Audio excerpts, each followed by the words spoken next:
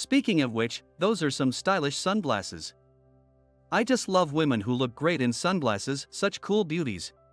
Is that so? Why don't we get out of this stuffy place and go on a date? Ouch. Let go of me, please. Come on, you'd rather have an assertive man, right? Lucas grips tighter. Stop it. Get away from her. Before I knew it, I was already moving. Hello?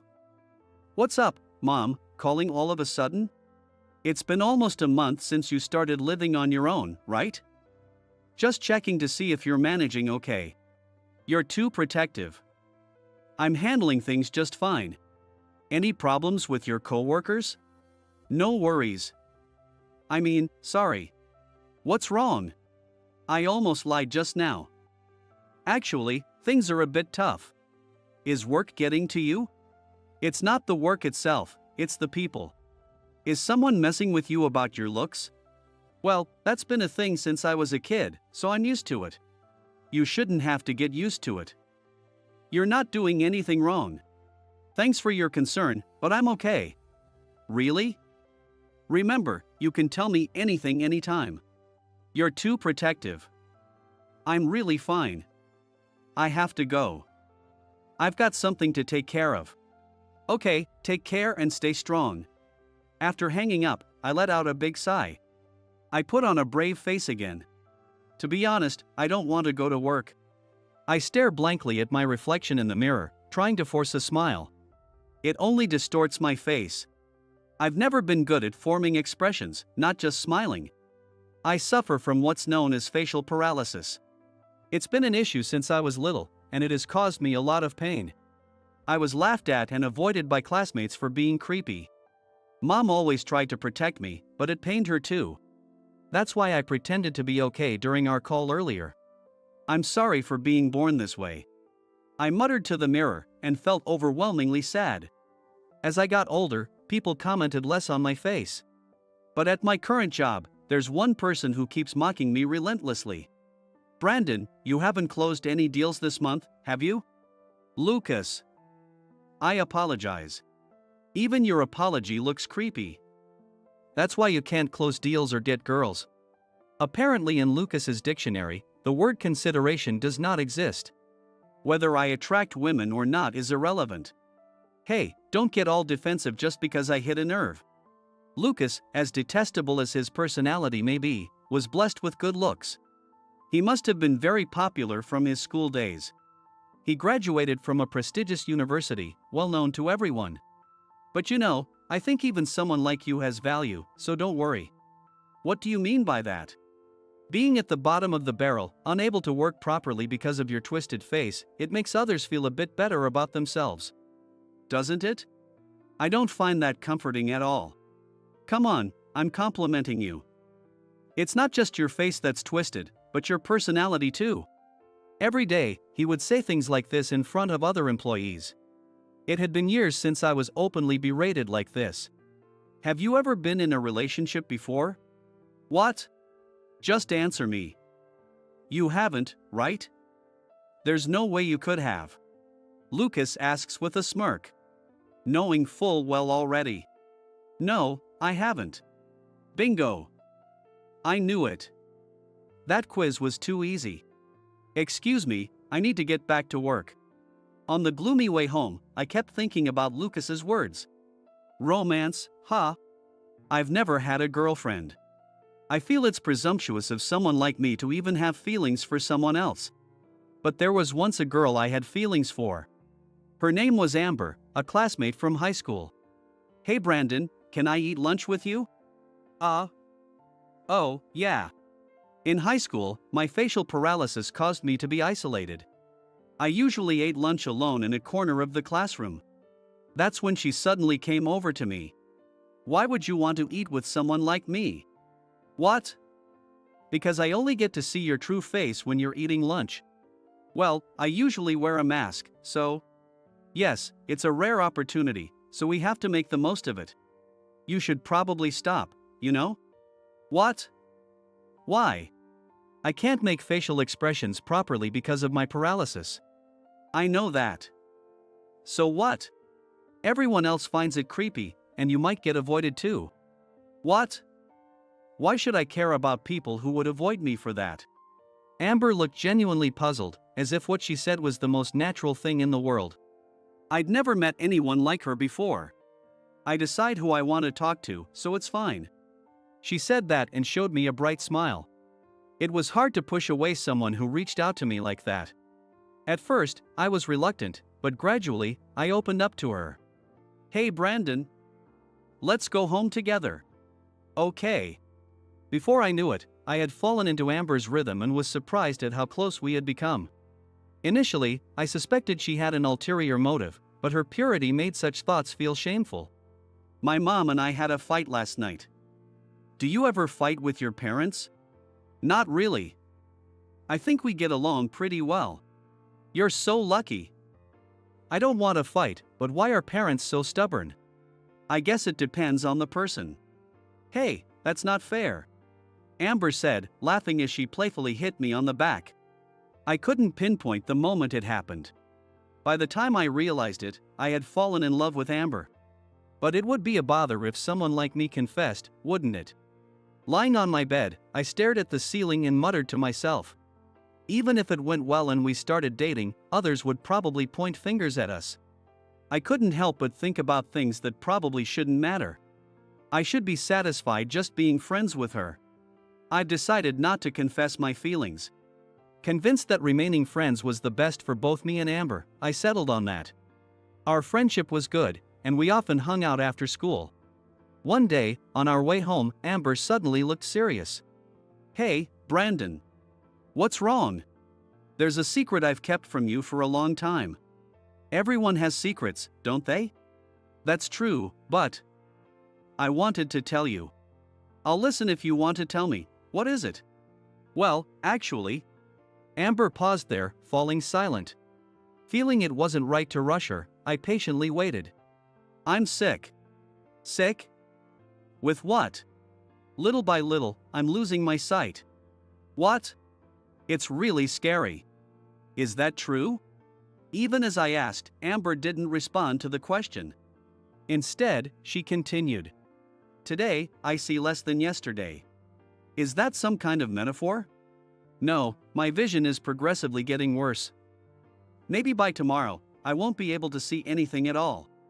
How can I? I didn't know what to say. Saying it's going to be okay felt wrong. Blaming her for not telling me sooner also seemed absurd. Not knowing the right thing to do, I looked down. Just kidding. What? There's no way that's true. It's a joke, obviously. A joke? A girl like me, always so cheerful, turns serious and you believe it? It's like a prank. I see. Though Amber said it was a joke, I realized that the illness was real. She would never make a joke that could upset someone. She must have sensed my distress and turned it into a joke.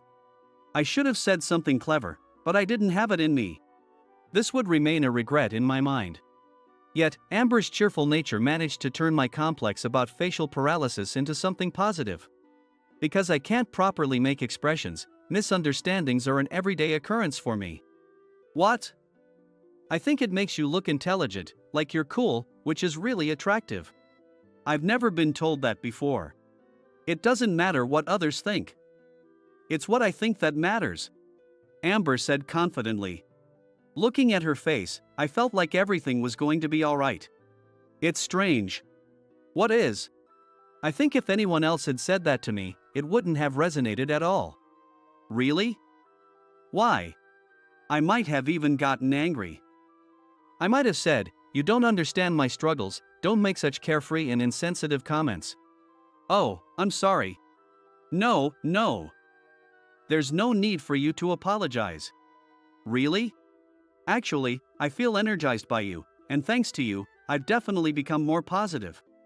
I'm glad to hear that, but well, it might be hard to tell from just my expressions, since I have facial paralysis. That's not true. I understand you much better than any other classmate, at least I think I do.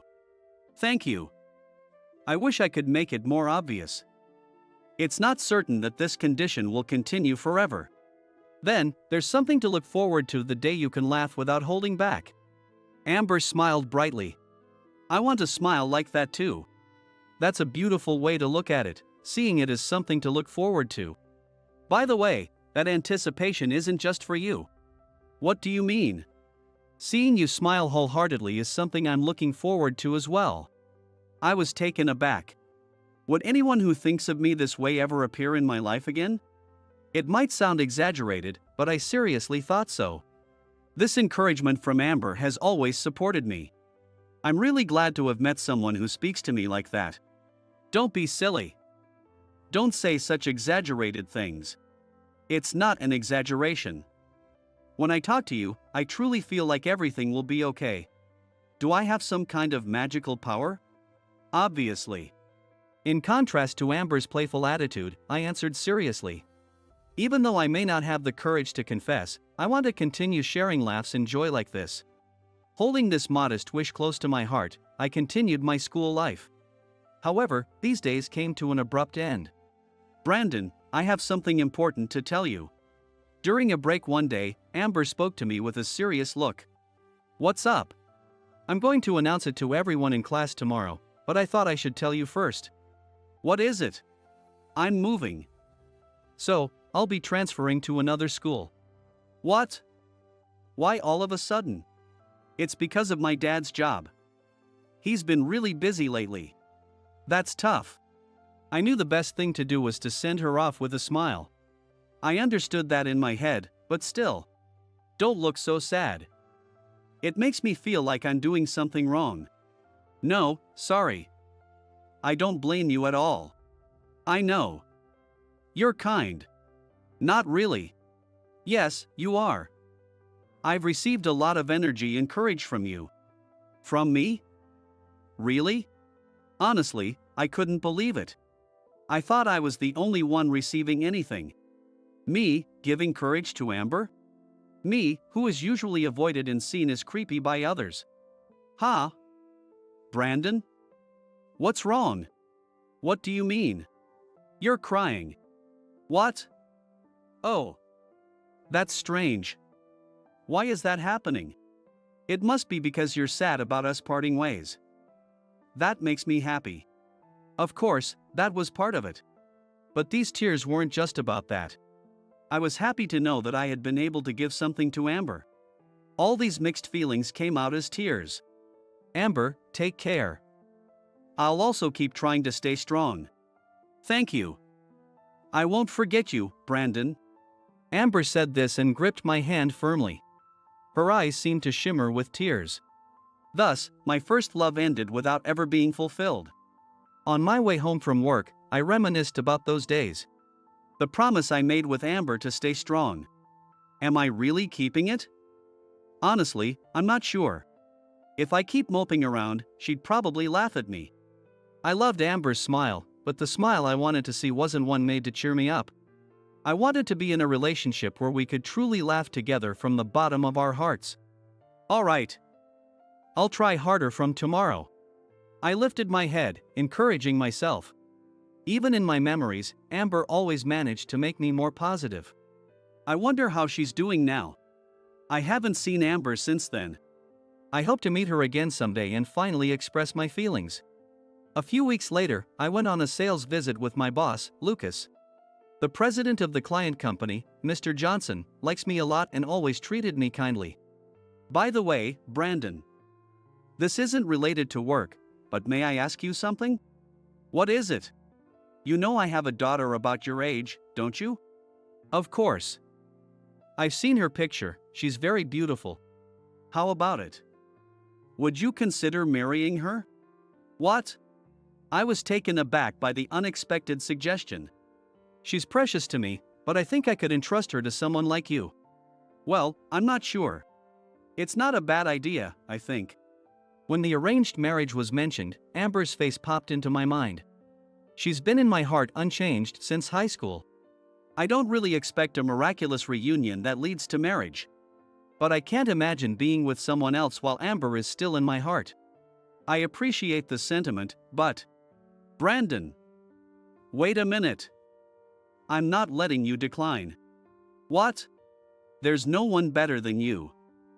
I often tell my daughter about you. How you're a quiet, serious young man who's competent at his job. No, that's not true at all. Please. Just meet her once, that's all I'm asking. Are you sure I'm the right choice? It has to be you. Don't underestimate yourself like that. Being put on the spot like this, and considering he's a client, it was hard to say no. All right. I will meet her once. Oh. Really? Thank you. I'm sure my daughter will be thrilled. I hope so. Be more confident. Right, Lucas? Lucas, who had been listening to our exchange, clearly looked displeased. Well, I'm not sure what to think. Why the long face? Aren't you happy for your subordinate? Despite Mr. Johnson's energetic reassurance, Lucas's expression remained unaltered. So, Brandon. I'll contact you again with the details. I'm counting on you. Understood. Thank you for arranging this. Ha! I might be the most excited of all.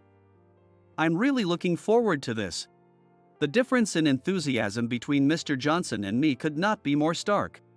It was nice to be valued not just as a worker, but as a person. But still, is it really okay to go to this arranged meeting with such half-hearted feelings? What would Amber do in this situation? On my way home, I muttered to myself, alone. Not that she would answer. Actually, it would be scary if she did. I joked to myself as I trudged along. But maybe, this was a sign to stop dwelling on Amber. I considered that possibility. Mr. Johnson was quick to act and he called me the next day. Brandon. It's set for Saturday the week after next. Are you free?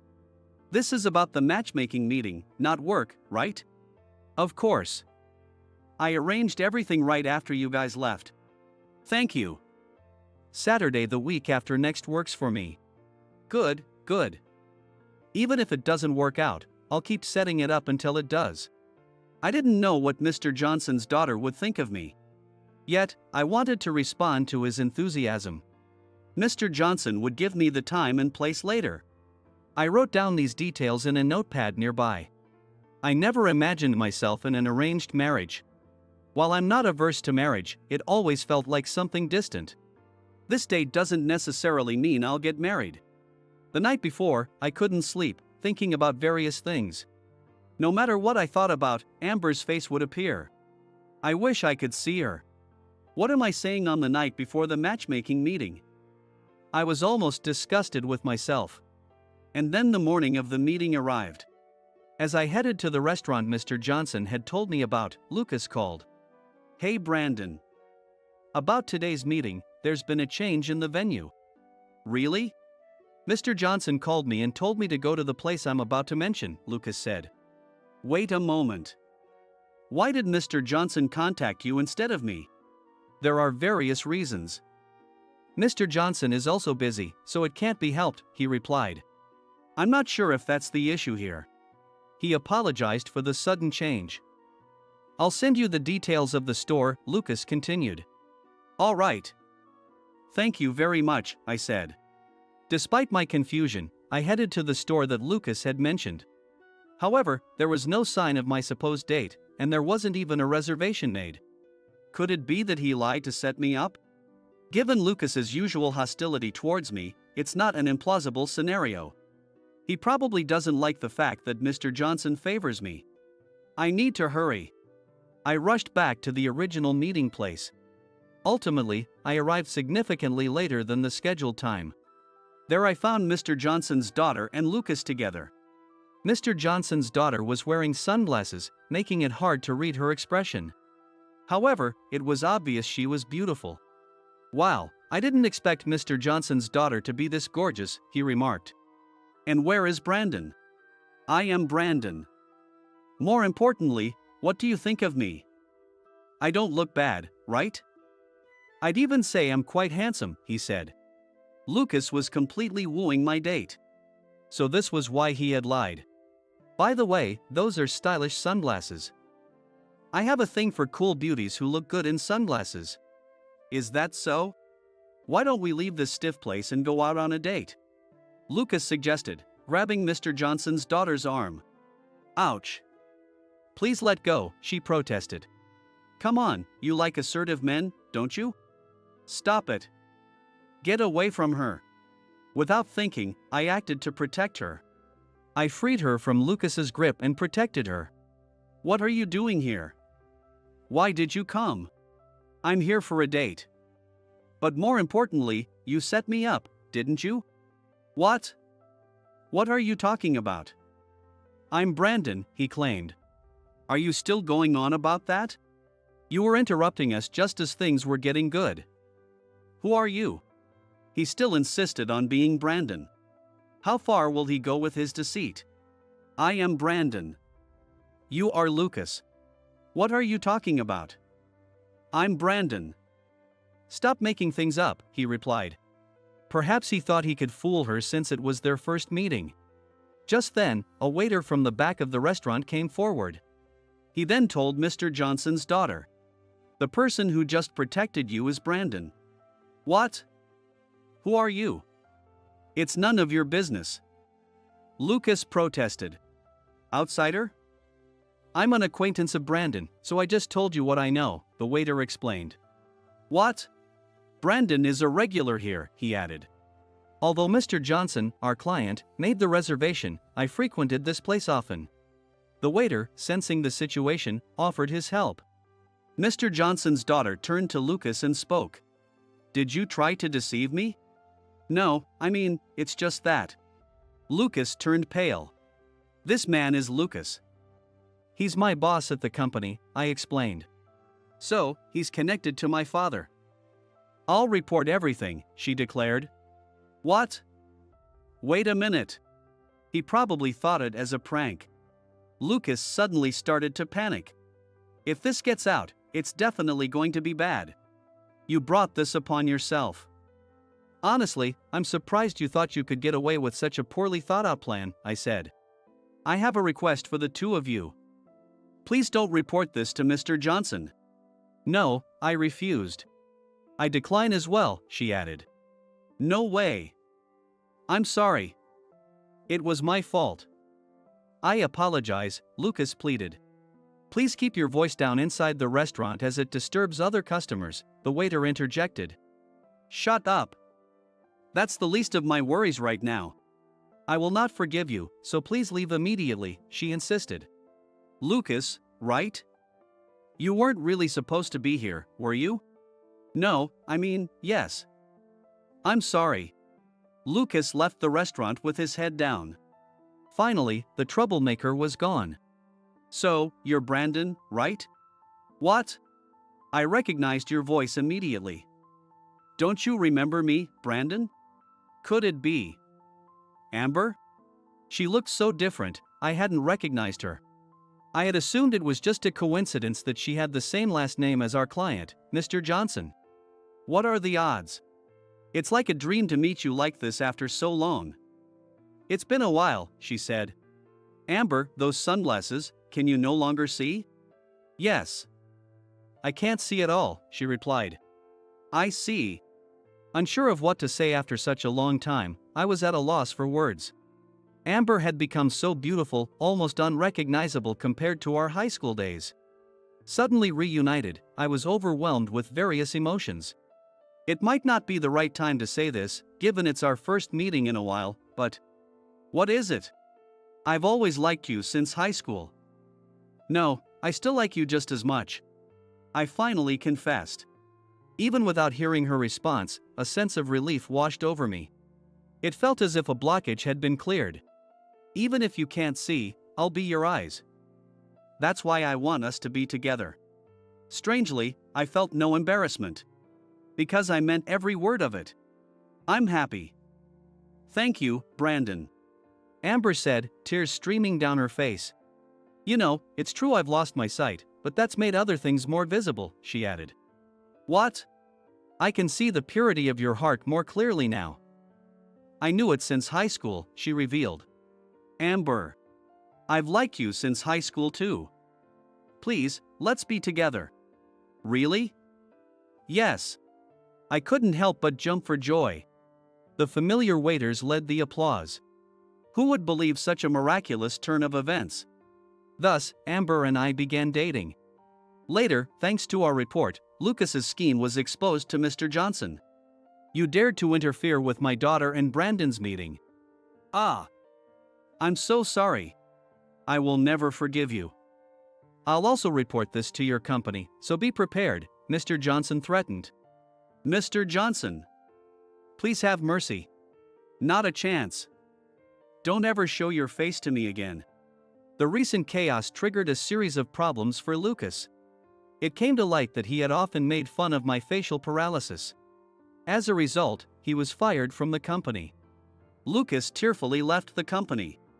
Afterward, he moved from job to job, but his high pride led to repeated conflicts with his bosses, resulting in him being fired again and again. Now, he apparently lives in a rundown apartment, depleting his savings and subsisting primarily on a diet of cabbage. Why has it come to this? Brandon is happy, and yet, why this disparity? Tearfully, he stuffed his mouth with the tasteless cabbage soup. Though it's his own fault, I hope he finds a way to reform. Amber and I continued to date smoothly, visiting various places together. We made more memories, filling the gap from the time we had been apart. On our second year of dating, I decided to propose. If you're okay with someone like me, please stay with me forever. Surrounded by many well-wishers, we got married. Happiness was at its peak with the birth of our child. During our first family photo session, I noticed something. Hey, this picture. What's up? I'm smiling so widely.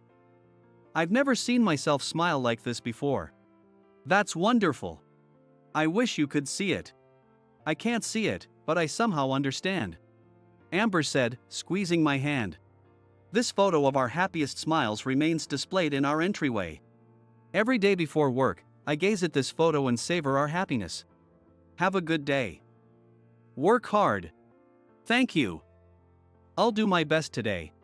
With a positive attitude, I opened the door. Having a family gave me the strength to keep striving no matter what. That's how I felt.